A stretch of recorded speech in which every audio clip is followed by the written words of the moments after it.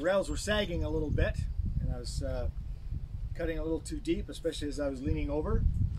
If I set up like this again with pieces that aren't taking up the whole table, I'll definitely move them to one side so I don't have to reach as far. And so what I did was I just cut a couple of blocks to firm things up a little bit, so there's less movement, and we'll see how that goes. I'm going to recut the end here to the little deeper part that I've already done, and even things up.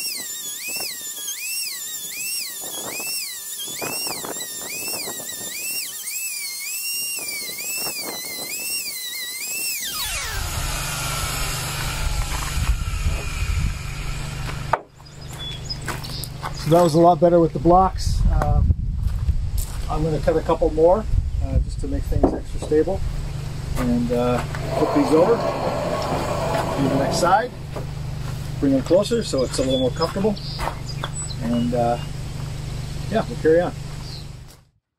Okay, so I've got these flipped over now, and got the dogs on, and to hold them in place, got the depth set.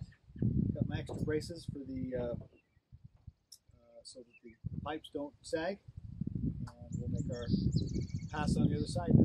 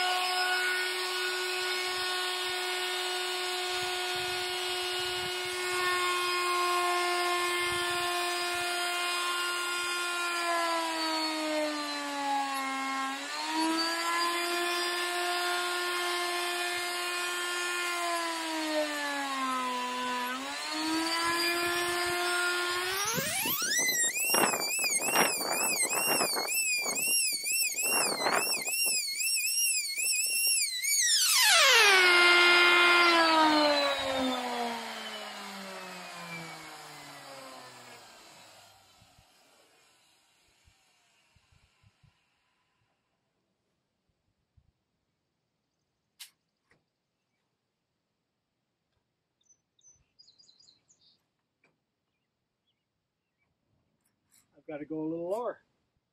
So I've got to adjust everything basically. That's where I can lower the bit a little bit. I'll do that. So I've lowered the sled rails and adjusted the rotor to the new depth. I haven't cut that much material off. And then flipped the boards over. The bit was no longer meeting the lowest point. I did a few cuts before trying that. And then I made 4 new support blocks. Again, the rails tend to sag a little bit at this length. I'm not sure if iron pipe would be, I know it would be better, but I'm not sure if it'll fit yet. If the outside diameter is the same for the U-bolts, I'll have to look into that. But this, the EMT here, the electrical metal conduit or tubing, is definitely sags a little bit at this length. But with keeping in mind I might be doing larger slabs in the future, I built the table to its max capacity with the kit involved. And yeah, so here we go.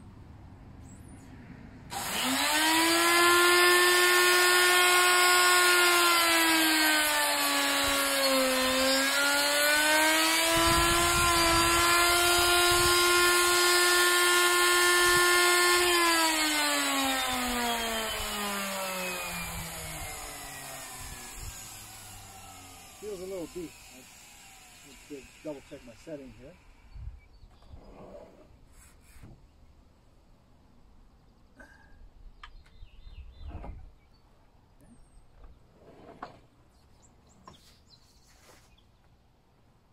Yeah, That was a little deep.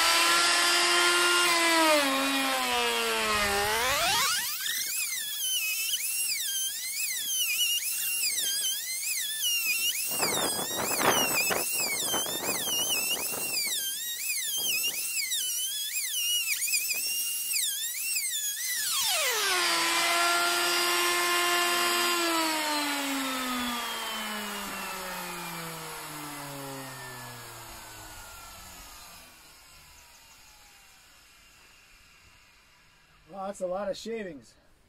So these boards, when I milled them with the chainsaw mill, I think I started out at 2.25. I milled them to somewhere around there. Let them dry, and the one was a little twisted. The other one had a pretty good cup in it. So by the time I got everything all flattened out here, we're down to basically 1.5 inches nominal thickness. So from here it's belt sanding and cut to finish length. These are going to be bench seats for my daughter Holly's place. And I'm really pleased with the way this went. This is the first router sled I've built. A couple of side notes. I don't know if when my son came by, asked me how I was doing, if he was in the camera or not, but he was asking me how I was doing because this is all done on solar power. We live in an airship here, and we provide our own power via photovoltaics mainly right now, small wind generator too. But yeah, they did pretty well. Thanks for joining me.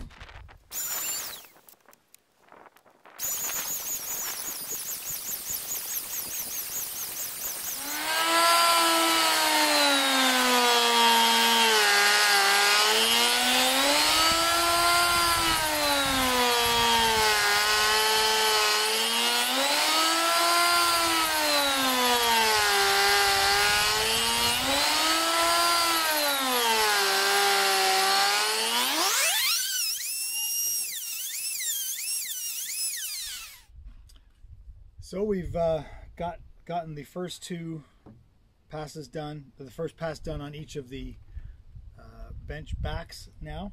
This is the thinner material to begin with. The way it's working out is I set up the first pass, and given the bows and the warps and the rough sawn wood, once that's leveled out and I flip the board over, I basically have to lower the whole rail system 3/4 inch, it seems, on average.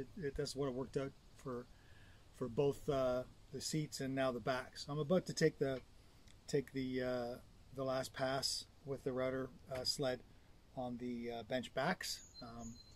They started out at about 1.5 inches, and looks like they're going to wind up to be about 1 inch in total thickness once the planing's done. Then again, it's belt sanding and the finish work after that. So here we go.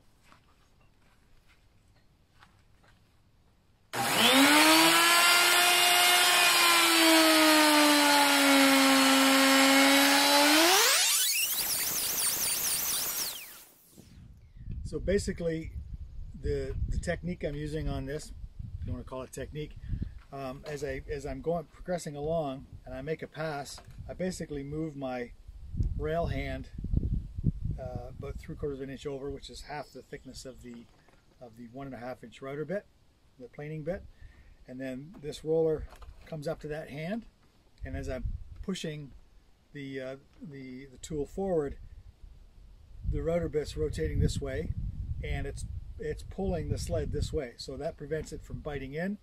And so my hand here is simply acting as the guide, and it works really nicely. It's very comfortable. I'm really not using a lot of effort at all to do this.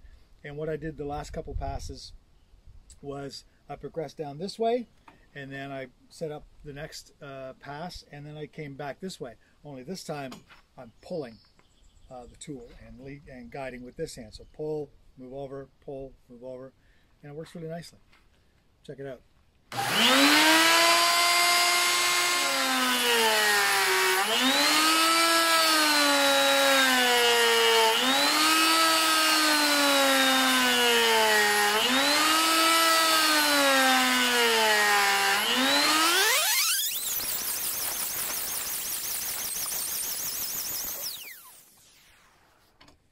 So as you can see, we've got these little lines here.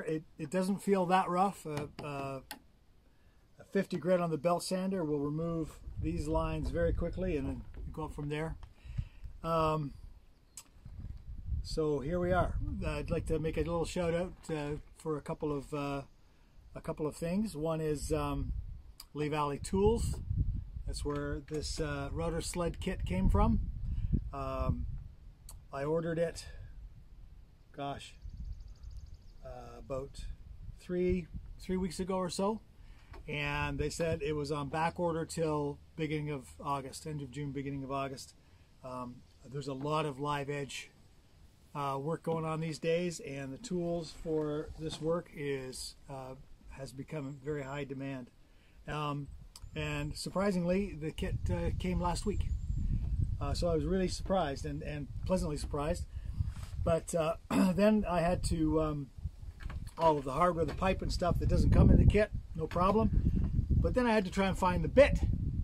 And trying to find a 1.5 inch bottoming bit or planing bit. Lee Valley, again, that's where I looked first. And they're back ordered till Labor Day on those.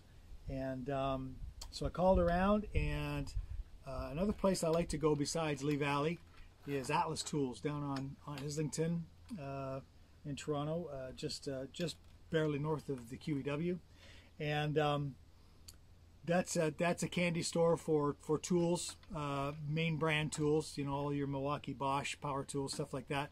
Steel. That's where I got my Granberg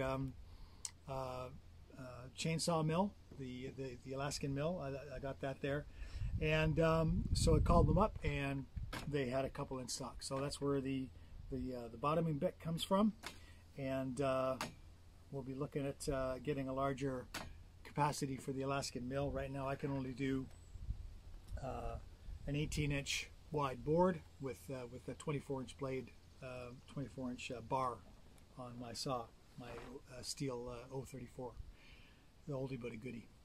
So there you have it. Stay tuned, and we'll keep you posted on the progress of Holly and JR's bench here. Take care.